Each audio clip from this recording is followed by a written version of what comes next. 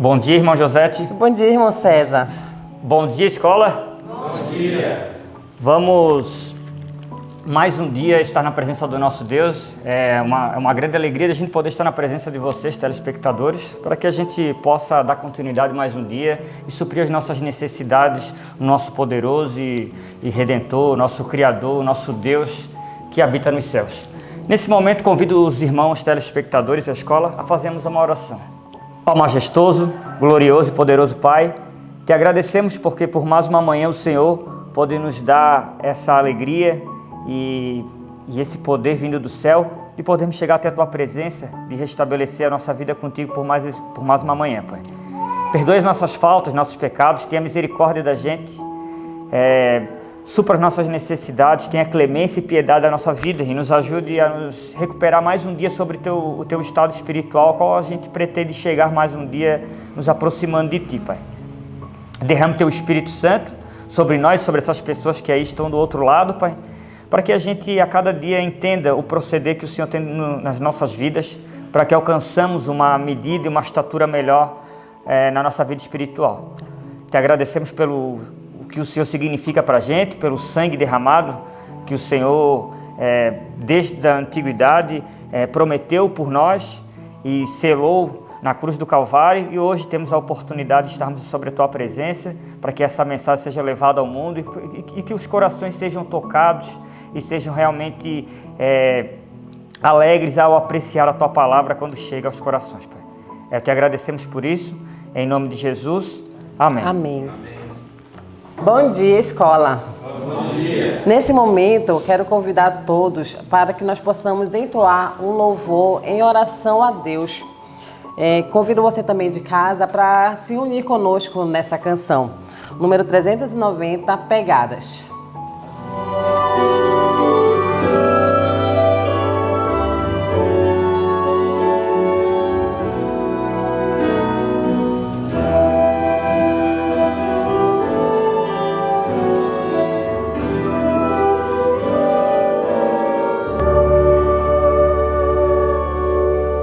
Sigo a perigosa estrada deste meu viver,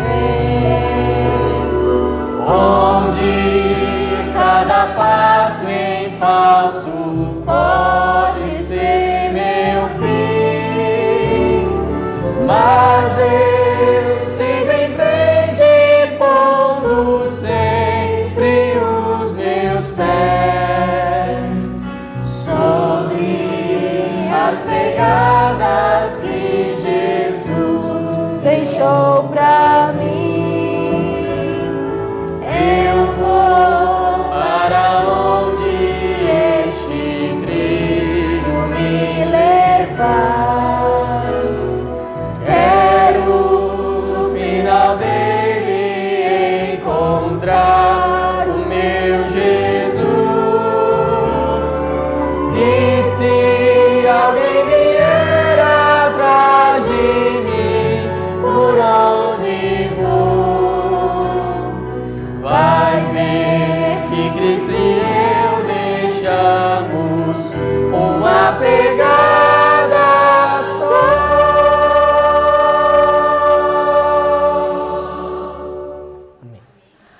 Amém. Louvado seja Deus. Nesse momento, eu quero convidar a escola e você que também está em casa para que nós possamos entesourar a palavra de Deus em nossos corações. Qual será o verso, irmão César? O verso está ali em Tiago, capítulo 5, versículo do 7 ao 8. Então vamos recitar esse verso? Com muita alegria e força. No 1, 2 e 3. Tiago 5, 7 e 8. Sede, pois, irmãos, pacientes até a vinda do Senhor. Eis que o lavrador espera o precioso fruto da terra, aguardando com paciência, até que receba a chuva temporã e serôdia.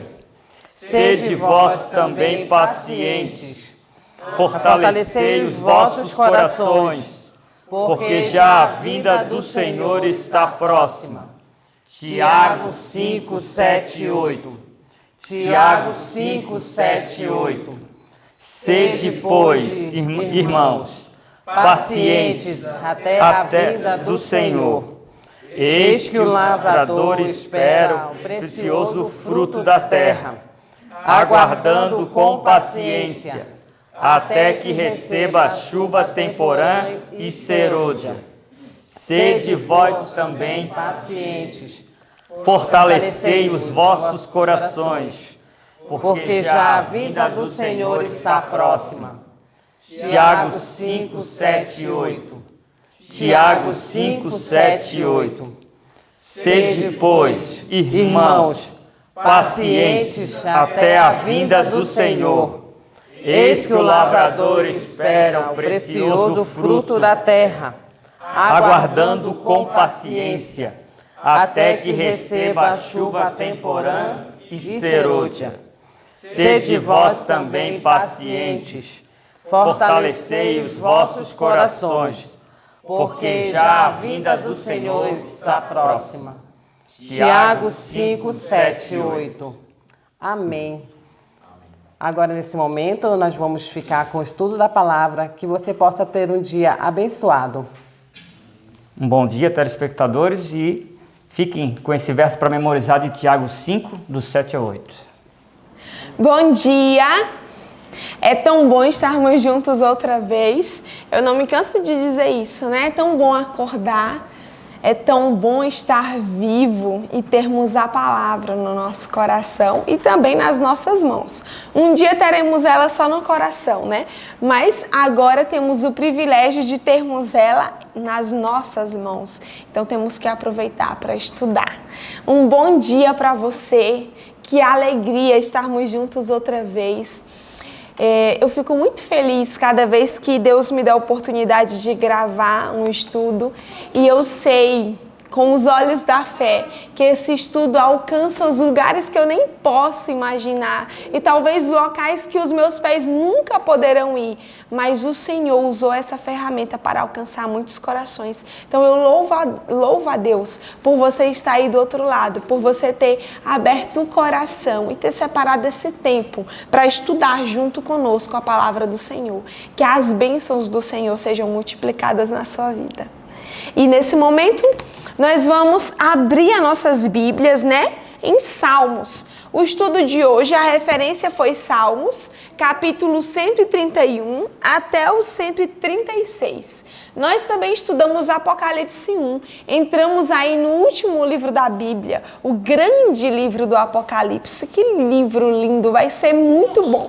Fica aqui conosco que você vai aprender coisas maravilhosas desse capítulo 1 de Apocalipse. E nós também estudamos o capítulo 56 do livro Atos dos Apóstolos, né? O capítulo 56 vem falar aqui do momento que João foi levado para Patmos. Tem por título Patmos. Eu queria que você fechasse os seus olhos. Vamos pedir a iluminação do Senhor mais uma vez? Assim mesmo como você está, querido Pai, estamos com a Tua palavra aberta, Senhor. Fala aos nossos corações, nos ajude, queremos Te ouvir, Senhor. Queremos ser ensinados, repreendidos, educados na justiça. Em nome de Jesus, amém. Aqui, o capítulo 131, esse é um salmo muito lindo. É um salmo que fala de humildade. E ser humilde é algo que só Deus pode nos fazer. Humildade é um dom do céu, é o agir de Deus na nossa vida. E aqui, Davi, ele expressa, né, que ele aprendeu a ser assim. Ao andar com Deus, Davi, ele aprendeu a não procurar grandezas para si mesmo. Ele aprendeu a dedicar toda a honra ao Senhor. E ele se compara a uma criança desmamada. O seu contentamento estava em Deus, né? Ele não confiava em si mesmo. E o verso 3, ele faz um chamado a todo Israel, a todo ser humano, a esperar somente no Senhor. Aqui no capítulo 132, este salmo, nós vemos o zelo de Davi, o amor, o desejo que Davi tinha por criar, construir uma casa para ser o lugar da habitação de Deus. E esse é um salmo muito lindo. Aqui no Salmo 133, nós vimos um dos versos que é muito utilizado no contexto fraternal, né, nas aglomerações santas. E é o versículo 1 que diz assim: ó, quão bom e quão suave é que os irmãos vivam em união. E o interessante é que esse salmo, ele foi composto quando Davi estava ali na caverna de Adulão. Quando a família dele, ele estava como um fugitivo, né? E a família dele vai ali na caverna visitá-lo. E aí, esse salmo é um salmo muito lindo que representa esse momento. O Salmo 134, ele é um cântico dos degraus, né? Era um cântico que se cantava ali nas festas, e ele vem exortando a adorar o Senhor, a bendizer ao Senhor. Aqueles que trabalhavam no templo, no turno da noite, ele fala: bendigam ao Senhor, né? É um canto de exaltação ao nosso Deus. E o 135, ele continua, e é muito bonito porque ele vem dizendo aqui que só Deus merece ser adorado e honrado, que ele faz uma comparação com os outros ídolos e ele mostra os feitos de Deus. É o Deus que feriu muitas nações, né, os grandes amorreus, o grande rei dos amorreus, Sion. E aí ele vai mostrando a grandeza de Deus em contraste com os ídolos, porque os ídolos têm olhos, mas não veem, né? É um Deus morto, e nós servimos ao único Deus, o verdadeiro Deus, o Deus vivo. Nós temos um Deus vivo. E o Salmo 136 é um salmo grandioso, né? Eu fico imaginando ali os nossos irmãos no passado cantando esse hino no templo, porque muitas vezes ele vai dizer assim: a sua benignidade dura para sempre. E aí ele, no verso 1, ele começa a dizer: louvai ao Senhor, porque Ele é bom, porque a sua benignidade dura para sempre. E aí vai continuando. Então imagine um grande coral cantando isso para Deus, falando repetidamente: o Senhor, a sua bondade, a sua benignidade dura para sempre, né? É o único digno de louvor. Ah, como Deus é grande. E ao estudar Apocalipse, queria que você tivesse um novo olhar para esse livro. Eu sei que Satanás, ele tem muitas vezes... com a folha da minha Bíblia aqui. Eu sei que Satanás muitas vezes tem colocado empecilhos para que não estudemos o livro de Apocalipse. E eu sei que muitas vezes, por achar que é um livro que vai falar de fim de mundo, de guerras, de coisas ruins, muitos não se atentam para a grandeza, para o grande amor que foi revelado nesse livro. E eu queria que você fosse junto comigo para Apocalipse, capítulo 1. Aqui nesse capítulo 1, o primeiro versículo diz assim: revelação de Jesus Cristo, a qual Deus lhe deu para mostrar aos seus servos as coisas que brevemente devem acontecer. E pelo seu anjo as enviou e as notificou a João, seu servo. É muito interessante.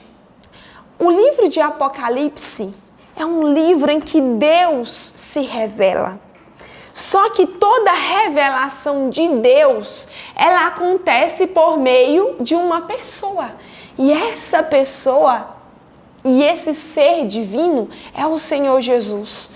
Toda revelação do Pai se dá por meio do Filho. Então, aqui no versículo 1, nós percebemos Deus continuando essa maneira de se revelar.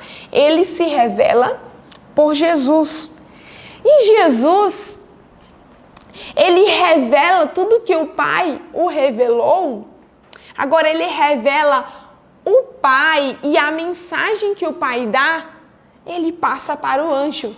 E o anjo revela a João. Olha que bonito. No plano da redenção, Deus, ele tem um lugar para todos. O Pai se entrega, se manifesta para o Filho. O Filho representa o Pai diante da humanidade, mas também diante dos anjos, né? E inclui ali os anjos, os mensageiros celestiais nessa grande missão. E ali o anjo do Senhor, ele revela a João. Só que é muito interessante. Esse livro, ele não é somente uma revelação ali que o anjo dá a João. Olha que encontro lindo aconteceu. Olha que revelação maravilhosa. Eu queria que você pegasse aí o versículo 12. O versículo 12, ele vai falar do maior encontro da vida de João. Veja, tentaram muitas vezes silenciar João. João, ele foi o último apóstolo, o último discípulo. João sofreu a perseguição mais do que todos os outros. Ele era o apóstolo mais jovem. Então ele ficou mais tempo vivo e também por vontade divina o Senhor o separou para que ele morresse de morte morrida, né? Como a gente diz muitas vezes. João morreu de velhice. E João, ele padeceu muitas perseguições, padeceu muitos momentos de aflições, de dor. Aqui no livro Atos dos Apóstolos, da escritora Ellen White, diz que João, ele tentou, em meio às perseguições, sempre confirmar e fortalecer a fé dos crentes. Sempre foi o trabalho de João. E ele já estava de avançada idade.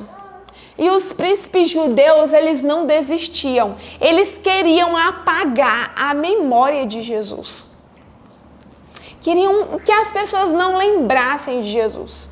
Só que eles pensavam assim, enquanto João estiver vivo, nós não temos como colocar Jesus no esquecimento. E eles tentavam de todas as formas silenciar a voz de João, o testemunho de João. E aí João, ele é chamado, convocado para ir a Roma, para testemunhar da sua fé. Ou melhor, ele foi para ser julgado, porque ele já era um testemunho da fé que professava. E o livro trouxe aqui que João, ele responde ali de maneira clara e convincente, com simplicidade, com candura. E as suas palavras, elas tiveram um efeito poderoso.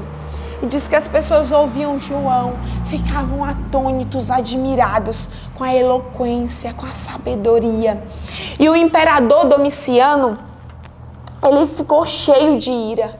E aí ele dá uma ordem. Já que ele não podia contrafazer as razões ali que João apresentou,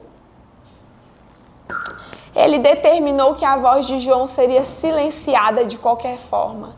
E aí ele dá uma ordem, e João, ele é lançado num caldeirão de óleo quente. Imagine isso, caldeirão de óleo quente.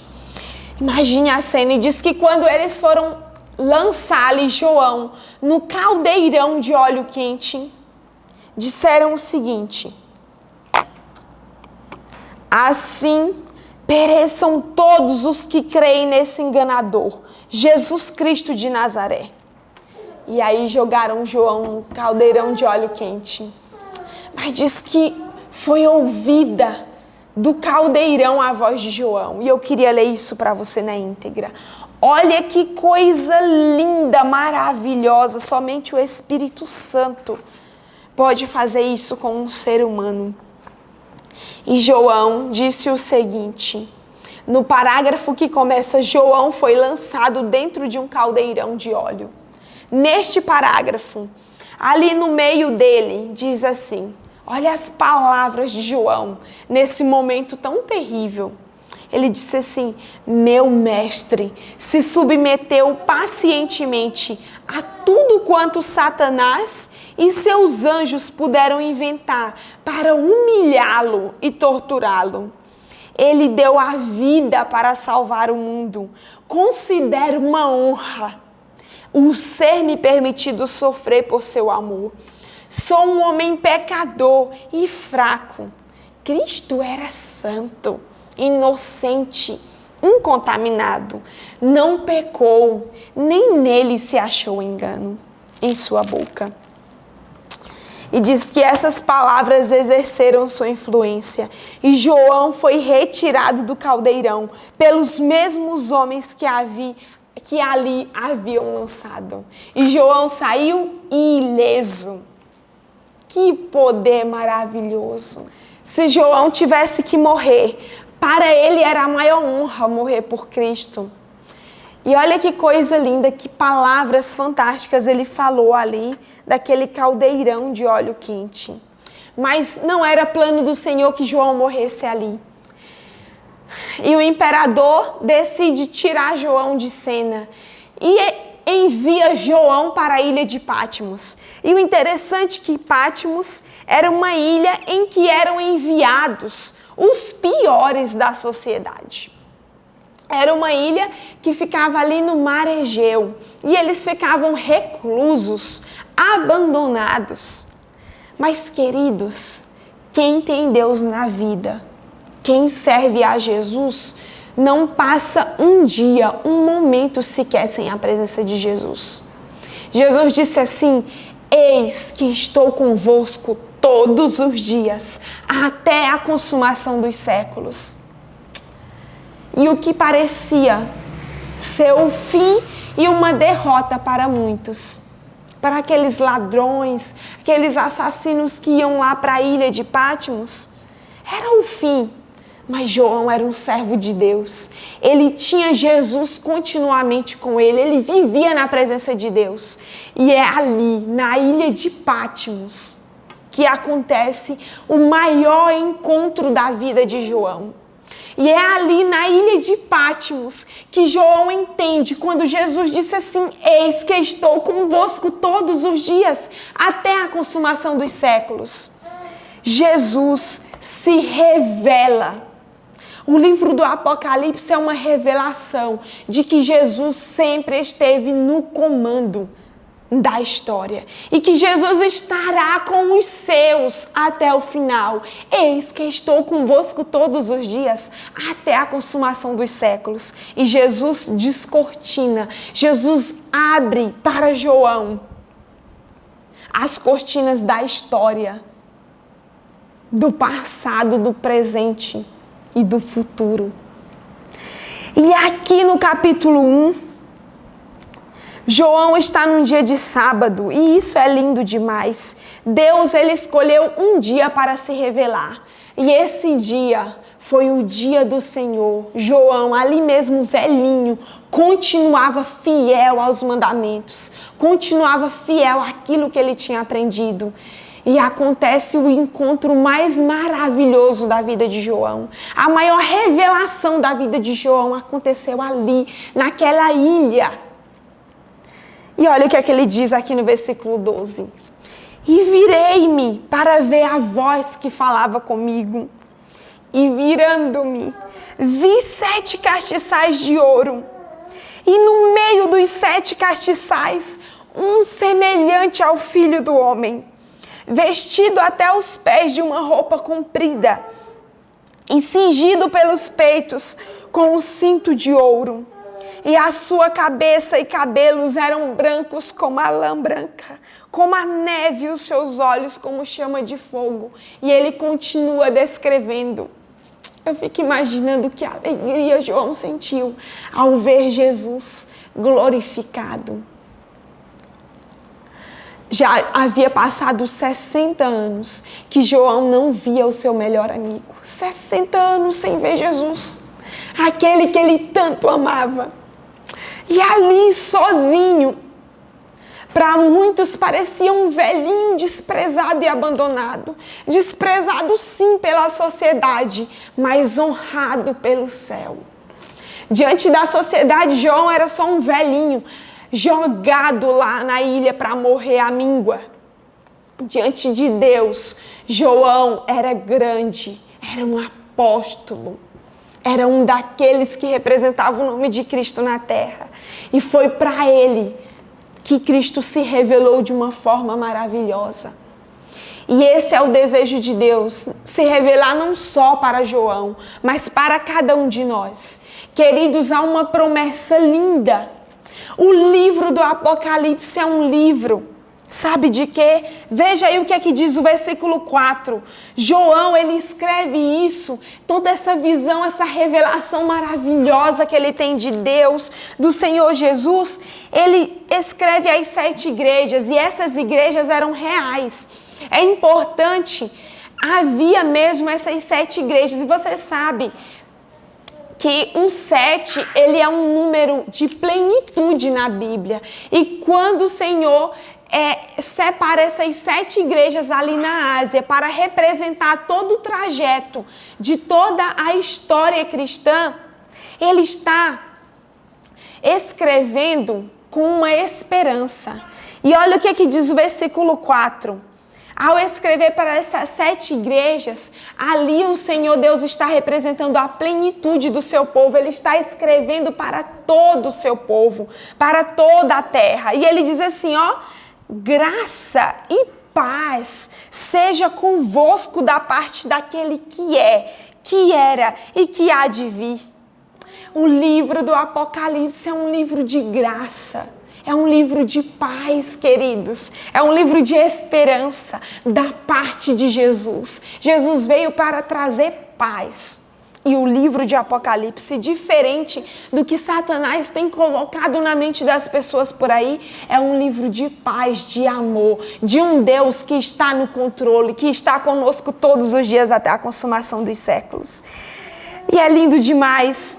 E aqui o versículo 5 diz assim: e da parte de Jesus Cristo, que é a fiel testemunha, o primogênito dentre os mortos e o príncipe dos reis da terra, aquele que nos amou e em seu sangue nos lavou dos nossos pecados. Essa expressão, aquele que nos amou, é uma expressão no grego que dá um significado de continuidade, de permanência. O Senhor Jesus é aquele que nos ama.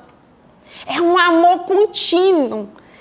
Mas algo está no passado, e a parte que está no passado é o que diz aqui, ó, que Ele é aquele que nos lavou em seu sangue dos nossos pecados. Então, na cruz, Jesus lavou-nos dos nossos pecados ao derramar o seu sangue. E aquele que aceita o sacrifício de Cristo, que aceita o Senhor Jesus, que aceita o perdão e a libertação de pecados que esse sangue, que essa vida de Cristo oferece, sabe o que é que acontece? Algo lindo é o que está aqui no versículo 6. Jesus, Ele nos fez reis. E tem tradução que fala reino, e essa é a melhor tradução. Reino. Ele nos fez reino e sacerdotes para Deus e seu Pai. A Ele seja a glória e poder para todos sempre. Amém.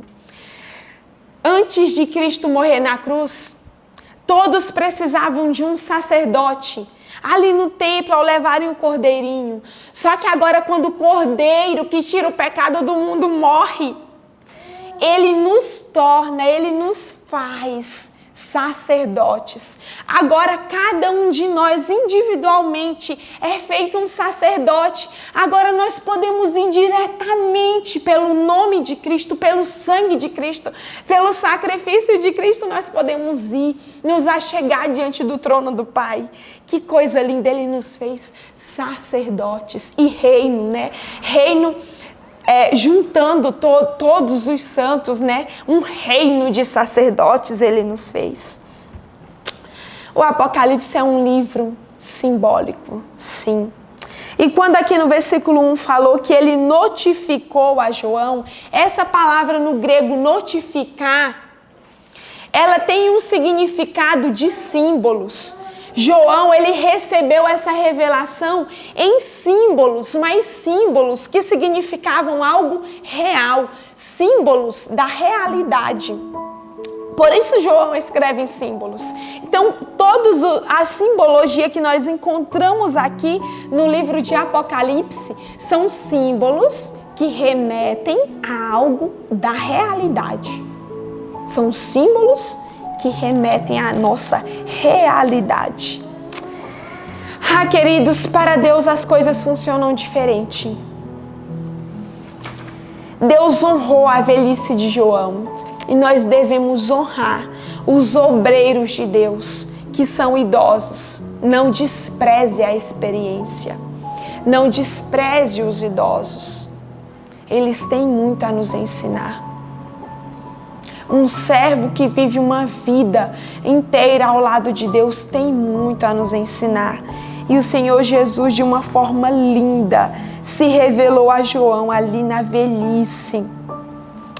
Eu queria que você encontrasse esse parágrafo que diz assim, a mais terna consideração deve ser dispensada a todos, aqueles cujos interesses da vida estiveram ligados com a obra de Deus. Esses obreiros idosos têm permanecido fiéis em meio a tempestades e provas.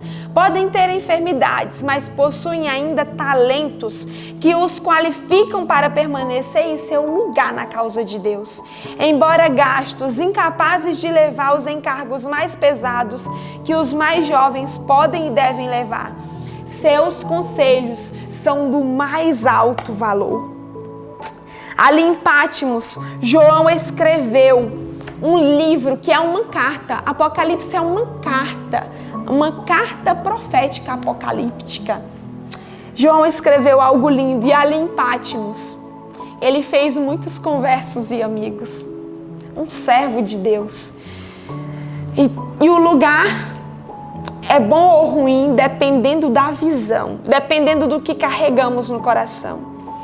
Ali em Patmos, João estava exilado, longe de tudo, longe de todos os seus queridos, longe da igreja. Seus companheiros de jornada já tinham falecido, mas João estava perto de alguém, estava perto de Jesus. Estava perto do Pai, estava perto do Espírito Santo. Cada vez que João olhava para aquele céu azul, ele contemplava a grandeza de Deus. Diz que quando João olhava para aquele vasto mar, ele contemplava a mão de Deus que dá limite às ondas. Quando João contemplava as montanhas, ele lembrava-se do dilúvio e ele ficava, tudo aquilo levava ele a pensar, a entender o quanto Deus é grande e poderoso. Aquele local que podia ser um inferno para muitos que estavam ali, para João. Aquele local era um pedacinho do céu, porque ali ele tinha a presença de Deus com ele. O melhor lugar do mundo é aos pés do Salvador. Não se iluda achando que vai para um lugar, para outro, para ser feliz. João estava muito feliz e muito perto de Deus, mesmo numa ilha desolada, cheia de prisioneiros. Queridos, a presença de Jesus, a companhia de Jesus, ela compensa qualquer coisa na vida. E nessa manhã Deus nos convida a buscarmos a revelação dele. O Senhor quer se revelar para cada um de nós. Nós estamos estudando o livro de Apocalipse, é o livro da revelação de Deus. E eu queria te fazer um apelo. Você quer conhecer mais o Senhor no livro de Apocalipse? Você quer receber a paz e a esperança que esse livro traz? Vocês querem? Glória a Deus. Você quer? Eu te convido a ajoelhar comigo nesse momento e orar. Senhor nosso Deus, queremos receber de Ti a paz, a esperança, a graça que vem ao estudarmos a Tua palavra, ao recebermos a Tua iluminação. Queremos conhecer Jesus mais, cada dia mais e mais, assim como João continuou a conhecer até o seu último dia de vida. Senhor, faz a Tua obra em nossa vida como fizeste na vida do Teu servo João. Nós queremos, Pai, estar felizes e contentes e preparados para viver o Teu plano e, se for preciso, morrer por Ti. Queremos estar preparados pelo poder que há em Cristo Jesus para morrermos a morte de mártires, se assim o Senhor nos permitir, se assim o Senhor quiser. Pai querido, abençoe essa pessoa que está do outro lado, que ela possa Te buscar como nunca buscou na vida, que possa estudar o livro de Apocalipse e entender a maior revelação de amor de um Deus que é, que era e para sempre há de ser. Em nome de Jesus nós oramos. Amém. Deus te abençoe. Até amanhã.